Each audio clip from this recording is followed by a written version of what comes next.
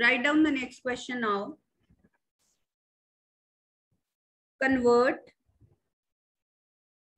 gravitational constant. You know its value? 6.67 into 10 raised to power minus 11 Newton meter square per kg square into CGS units, but gravitational, but dimensionally. We are to convert it into CGS units. Dimensionally we have to do. We can't use the normal method. We have to do it dimensionally. Okay, so see what we are to do. We will use that formula, but before that, what is the old system, new system, what are A, B, C, we have to note down, right? We have to note down A, B and C also. So let us write N1 kya hai, M1 what is that, L1, T1, and on this side N2 hame nikalni hai, M2 is what, L2 is what, and T2 is what. Okay. So let us put in the values. N1 is 6.67 into 10 raised to power minus 11. Okay, now old system of units. This is MKS system. Newton meter square per kg square is MKS system. And new system is CGS, in which we want to convert it. So in MKS system, mass will be in kilogram, length will be in meter, time will be in second. And in new system, gram, centimeter and second will be the quantities, will be the units. All right. So now we are going to use the formula. N2 is equal to N1, M1 over M2 raised to power A, L1 upon L2 raised to power B, T1 upon T2 raised to power C. Now what are A, B and C? For this purpose, you need to know the dimensions of gravitational constant. So gravitational constant की dimensions, if you remember, हमने की हुई हैं m-1 L3 T-2 थी. ठीक है? So that means your A is -1, B is 3 and C is -2.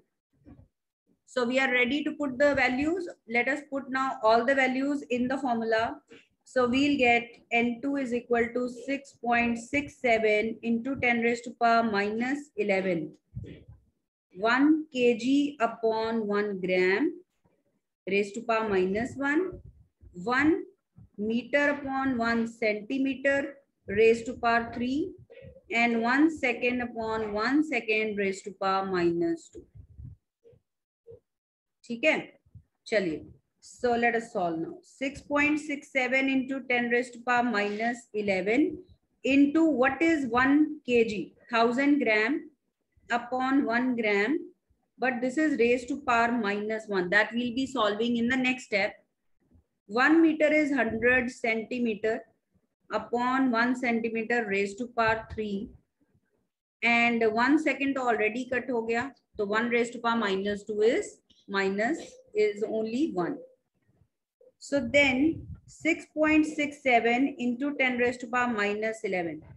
Now 1000 raised to power -1 is 1 upon 1000 and 100 का cube करेंगे. We'll multiply 100 3 times. ठीक है? 3 zeros get cancelled. All right, 3 zeros get cancelled here, and then you are left with 6.67 into 10 raised to power minus 11 into 1, 2 and 3 zeros more. So the answer is 6.67 into 10 raised to power minus 8. So this is how we do it dimensionally. So the answer is 6.67 into 10 raised to power minus 8. तो आप इसको simple method से नहीं कर सकते हो if they are asking कि do by dimensional method. So this is the dimensional method. Have a look at the whole question. ठीक है? देख लीजिए. This way you have to do the questions based on dimension analysis. So if it is clear, shall we move ahead? Or if you have any doubts, you can raise the hand, students. Shall we move on to the next question then? Okay. चलिए लिखिए next question. Write down.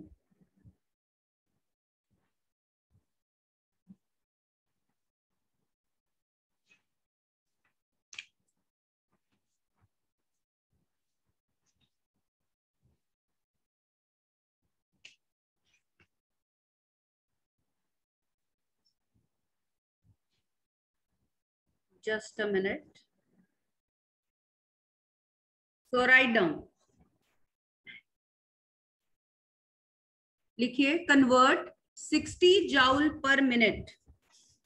Convert 60 joule per minute. 60 joule per minute into a system having 500 gram, 200 centimeter and 1 minute as fundamental units. We have to convert 60 joule per minute into a new system of units where length is taken in 200 centimeter, mass is 500 gram, and what else? The time is 1 minute in place of 1 second.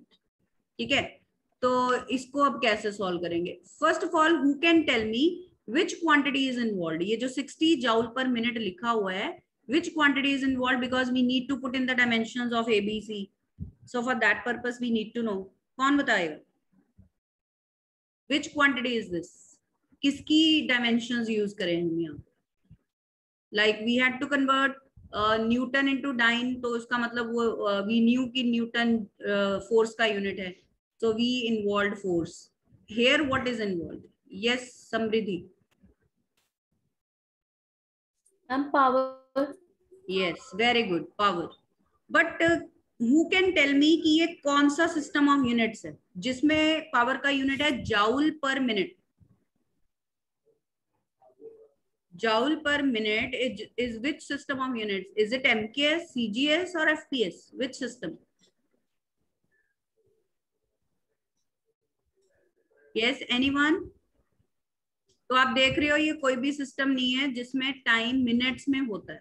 So in these types of questions, we can do little bit moderation. We can do little bit changes in the quantity that is given. It's not going to make anything useless. तो करते हैं इसको पहले convert. 60 joule per minute means per 1 minute. Convert that minute into seconds. तो अब ये आपका joule per second में हो जाएगा. Okay, now this will be in joule per second and this is 1 joule per second. 1 watt हो गया. So you can do these types of conversions when it is difficult to understand कि कौन सा system of units involved है. जब direct नहीं दिया हो तो थोड़ा बहुत conversion आप कर सकते हो पहले से. So that means now the your question is कि 1 watt को आपने new system of units में convert करना. ठीक है. So let's make the table. Power की dimension क्या होती है? Work upon time. So M1 L2 T minus 3. This is dimension of power. So our values are A1, B2 and C minus 3. So we have written the powers beforehand. Now old and new systems. Old and new. What is our N1 now? वो है 1. 1 watt है. So that is 1. हमने 1 को convert करना, right? After that are M1, L1, T1. What are those values? Mass के kg में, because now our system is MKS. हमने वॉट कर लिया उसका, ठीक है? So now that is in MKS. So kg, metre and second. kg, metre and second. And what is our new system? N2 we have to find. M2, L2, T2. T2 is 1 second, mass is in gram, length is in centimeter. So these are our values. So we are ready to put the values in our formula. Write the formula. There are always half mark for the formula. There are marks for the formula. Directly values नहीं put करनी कभी भी. मैं आपको जब भी question मैं attempt कर रही हूँ, आप देख रहे हो कि every time I write the formula. I never assume कि आपको पता है, but you have to write in each and every question. So N1 is 1. Let's put in the values. तो 1 kg हो गया, ये हो गया 1 gram. Then this is 1 meter, 1 centimeter, 1 second and 1 second. And what were A, B and C? 1, 2 and minus 3. So powers are 1, 2, minus 3. These powers are very important because इस question में हमने सब kg, gram वो सब लिया है, तो वो जो पावर है वो उसी से पता चलेगा कि कौन सी क्वांटिटी इन्वॉल्व है. So these dimensions, if they are wrong, then your solution will be wrong. So 1 kilogram is 1000 gram over 1 gram raised to power 1 है, तो उसको हमने ओपन कर दिया. 1 meter is 100 centimeter upon 1 centimeter. इसका हम स्क्वायर करेंगे नेक्स्ट स्टेप में. And then 1 second gets cancelled. 1 raised to power minus 3 is 1. So we are left with 1000 and square of 100, 100 2 times. So we have in all 7 zeros. So that is 10 raised to power 7.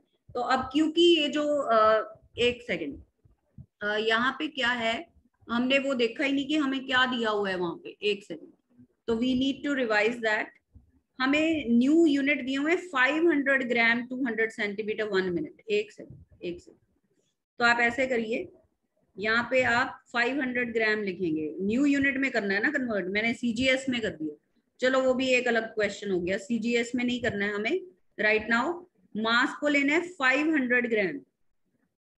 यहाँ पे change करिए 500 gram 200 centimetre and 1 minute, ये लेना है. अब चलिए put करते हैं यहाँ पे values. Our new values are 500, यहाँ पे 200 और यहाँ पे 140.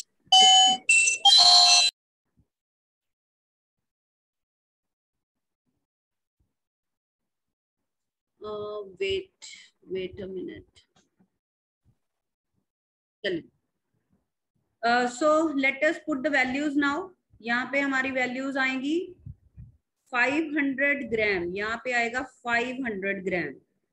ठीक है. Here 200 centimetre and 1 minute here. ठीक है, इसके अकॉर्डिंगली करते हैं. चलिए अब इसको सॉल्व करते हैं, देखिए आपका आंसर क्या होता है. तो अगर सीजीएस में करना होता तो वैसे होता. अब accordingly let us do. So 1 kg is 1000 gram over 500 ग्राम. ठीक है, रेस्ट पर 1 है तो उसको रहने दो. 1 meter is 100 centimeter upon 200 centimeter raised to power 2 and 1 second over 60 second. 1 minute को we will write 60 second raised to power minus 1. तो second cancel हो गया, सेंटीमीटर कैंसिल हो गया. अब देखिए 500 2s are 1000, तो ये 1 into 2 हो गया. Then cancel out these two zeros. 1 by 2 का स्क्वायर हो गया. And then 1 by 60 raised to power minus 3 is 60 raised to power plus 3. Is the step clear?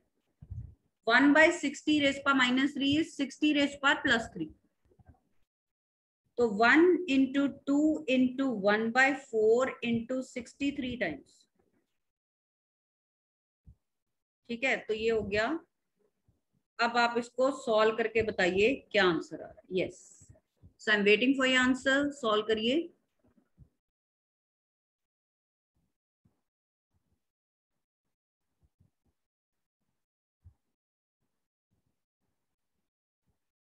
चलो बताओ क्या आ रहा है answer. Yes, anyone? Yes, Divanshi. Ma'am, 108,000. 108,000. Yes. So this is our answer. So you can do these types of questions also. So have a look at the whole question once.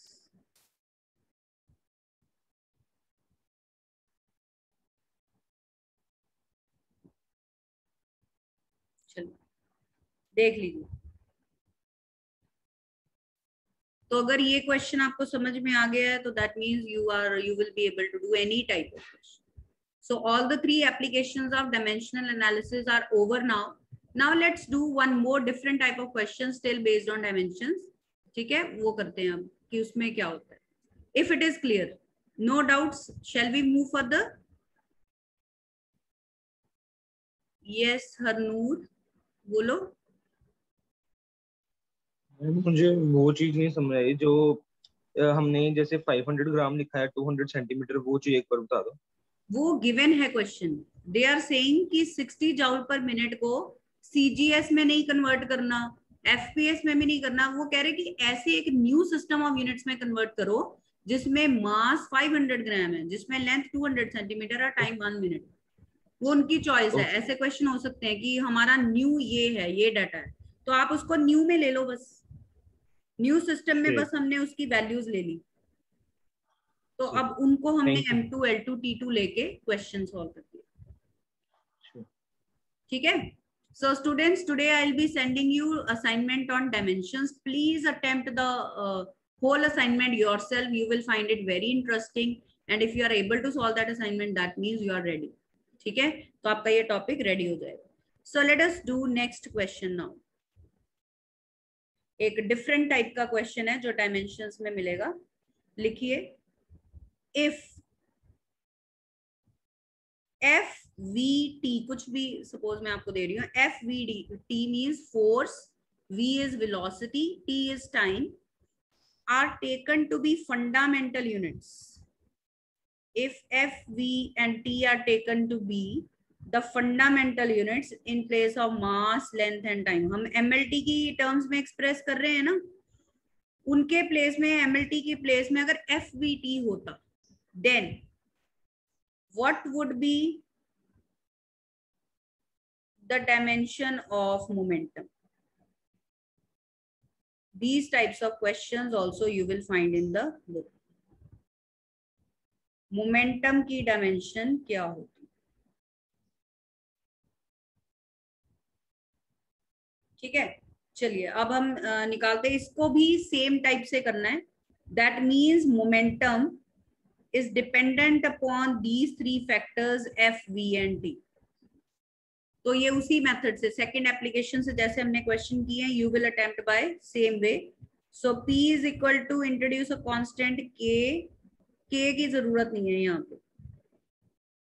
ठीक है, यहाँ पे हमें K की जरूरत नहीं है. सो F, V, T, raise them to dimensions A, B and C. So we aim to find A, B, C. तो आपकी डायमेंशन आ जाएगी पावर की in terms of new fundamental units, force, velocity and time. So put the dimensions on both sides. Momentum की क्या होती है dimension? M1 L1 T minus 1. ठीक है. फोर्स की क्या होती है? M1 L1 T minus 2 raised to power A. Velocity की होती है L1 T minus 1 raised to power B. And then time की T1 raised to power C. So by same method you have to do this type of question. तो इधर हम collect कर लेते हैं. M A हो गया, L हो गया, A plus B और T is minus 2A minus B plus C. ठीक है. Now equating the powers of MLT on both sides, you get the equations. A is 1, A plus B is 1, minus 2A minus B plus C is minus 1. चलिए इनको solve करिए और find ABC. A तो निकल गया आपका पहले. अब इसको यहाँ पे पुट करिए इन the second equation. 1 plus B equal to 1. यहाँ से आपका B भी आ गया 0. You got two values. Now put A and B in third equation. minus 2 minus 0 plus C equal to minus 1. ठीक है. सो C आ गया आपका -1 plus 2, C is 1. तो ये आ गए आपके A, B and C. So put here now, put the values here now. So your momentum can be expressed as F1 V0 T1. So these are the dimensions of momentum if force, velocity and time they were the fundamental units. तो इस तरह से हम किसी भी dimension को calculate कर सकते हैं. So you will find these types of questions also. Is that okay, students? All right. So let us now do the limitations of dimensional analysis. So after this, we are going to discuss the limitations of dimensional analysis. Limitations. कुछ limitations तो आपको पता लग ही गई होंगी. First limitation is we can't find the value of constant involved. We can just see the dependence. हम dependence derive कर सकते हैं, but we can't find the value of constant involved in the equation. Constant की value हमें पता नहीं चल सकती. ठीक है. Second thing is we can't derive a relation involving more than 3 variables. ये भी आपको पता चल गया. ठीक है.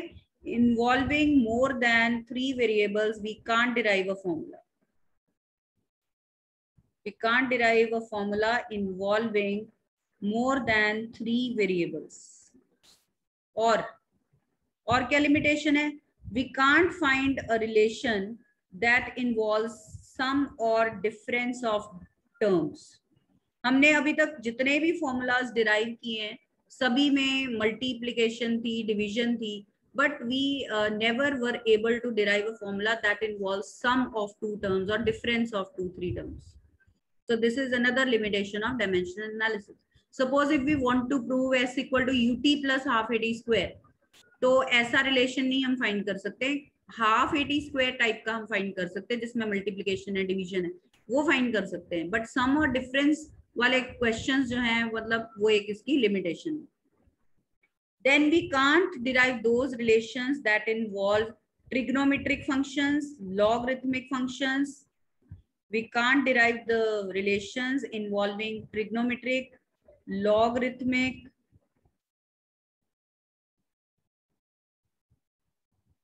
functions, exponential functions, etc. ठीक है. ऐसे कोई भी हमने फॉर्मूला डिराइव नहीं किया जिसमें लॉग आता हो, जिसमें ट्रिग्नोमेट्री साइन कॉस टैन आता हो. वो डिराइव नहीं कर सकते. हम चेक कर सकते हैं, उनका करेक्टनेस चेक कर सकते हैं, but we can't derive such a formula.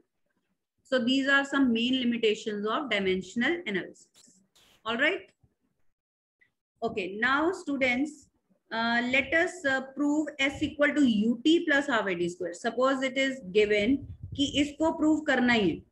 अब वैसे तो हम नहीं कर सकते because it is involving sum of 2 terms, but अगर करना ही है तो एक और हमारा एक शॉर्टकट आप कह लो, एक वे है इसको किसी तरह से कंपाइल करने का.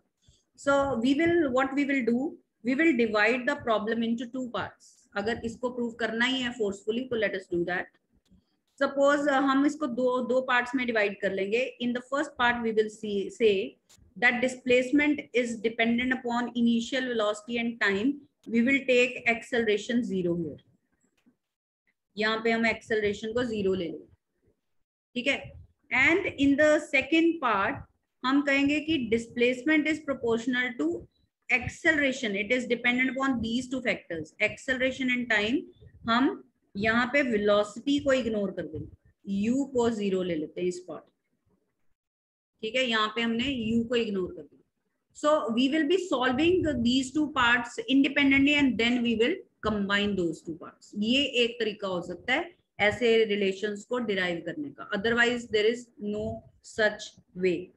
सो we will how we will do that, we will raise them to powers a and b.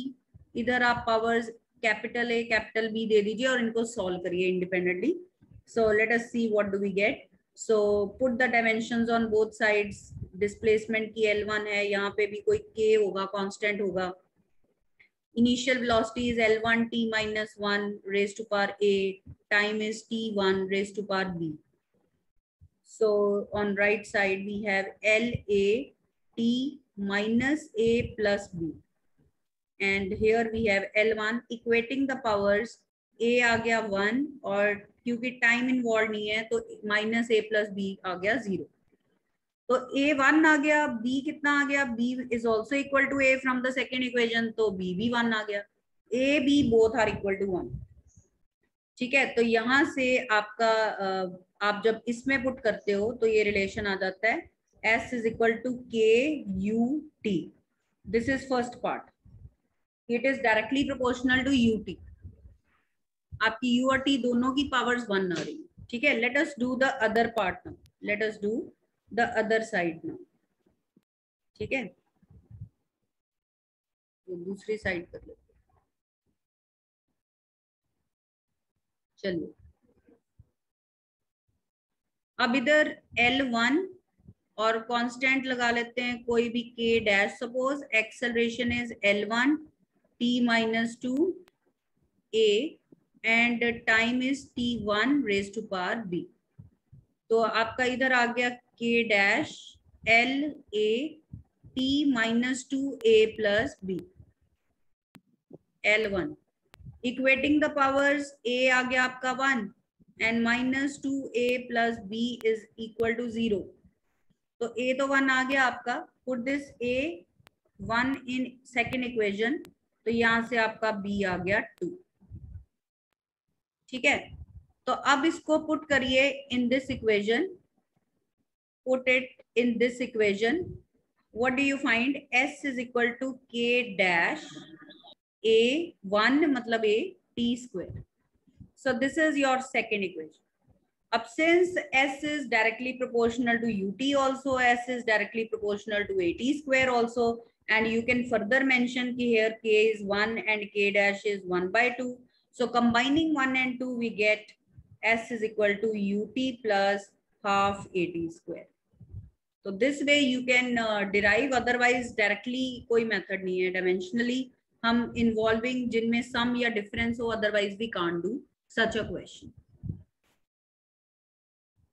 ठीक है, so our dimensional analysis is over now. बस कुछ definitions रहती हैं on the basis of dimensions कि dimensional variables क्या होते हैं, dimensionless variables क्या होते हैं, dimensional constants क्या होते हैं, dimensionless constants क्या होते हैं.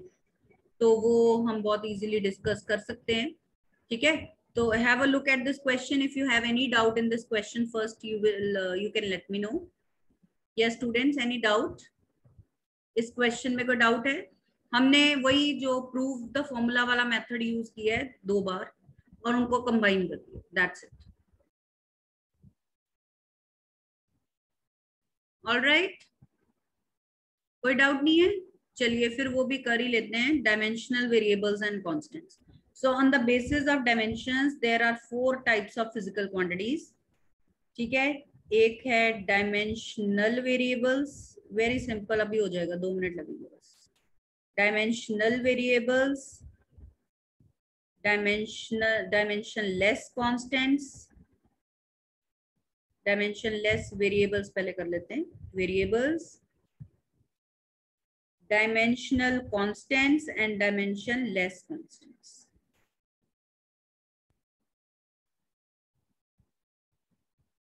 Dimensionless constants. So by the name it is clear. What are dimensional variables? वो variables जो वेरी भी करती हैं क्वांटिटीज, जो कांस्टेंट नहीं होते, प्लस उनकी डायमेंशंस भी होती हैं. They are called dimensional variables. Most of the quantities they fall under this category.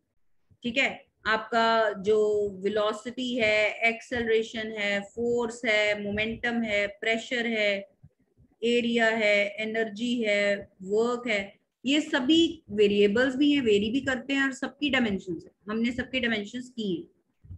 ठीक है, सो लिख लीजिए definition. Dimensional variables, these are the physical quantities that change, that are not constants and they have dimensions also. They have dimensions also. So velocity, area, acceleration, force, momentum, all these are dimensionless. Most of the quantities they fall under this category. Then second is dimensionless variable. By the name it is clear, वो quantities जो vary तो करती हैं पर उनकी dimensions they come out to be 0. हम solve करते हैं तो 0 आ जाती है. तो आपको याद होगा angle किया था हमने, angle dimensionless आ रहा था, strain आ रहा था. ठीक है, refractive index था, relative density थी. Otherwise these are variables. ये constants नहीं है, इनकी कोई एक particular value possible नहीं है. But their dimensions came out to be 0. So they are dimensionless variables. So these are the quantities that vary, but their dimensions are 0. ठीक है। अब डायमेंशनल कांस्टेंट्स, वो कांस्टेंट्स जो अदरवाइज कांस्टेंट है, जैसे speed of light, gravitational constant, Planck's constant, जो otherwise constants है पर उनकी डायमेंशंस हैं, डायमेंशन लेस नहीं है। ठीक है, तो ये देख लीजिए speed of light in air, ठीक है, gravitational constant, acceleration due to gravity having 9.8 value constant है। ठीक है, बट इसकी डायमेंशंस हैं L1T-2, प्लैंक्स कांस्टेंट देखा आपने। ठीक है, गैस कांस्टेंट कर सकते हैं हम, ये सब, right. Then dimensionless constant, by the name it is clear, ये वैसे भी कांस्टेंट है और इनकी कोई डायमेंशन भी नहीं है। तो all the numbers 1 2 3 so on, ये सभी कांस्टेंट भी हैं, डायमेंशन लेस भी हैं। ठीक है ना, तभी हम कांस्टेंट की डायमेंशन नहीं ले रहे थे। Pi, pi is dimensionless constant, log ले लिया, ठीक है, एक्सपोनेंट ले लिया, ये सभी डायमेंशनलेस कांस्टेंट्स हैं। ये अदरवाइज भी कांस्टेंट्स हैं और इनकी कोई डायमेंशंस भी नहीं। ठीक है, so now our dimensional analysis is over. So tomorrow we'll be start with another very difficult topic in, and not difficult, very interesting and मतलब अंडरस्टैंड होना, करना पड़ेगा आपको, उसको समझना पड़ेगा अच्छी तरह से। ठीक है, that is significant figures and after that we'll be doing error analysis. ठीक है, तो ये बहुत ही अंडरस्टैंडिंग वाले टॉपिक्स हैं दैट यू कांट मिस।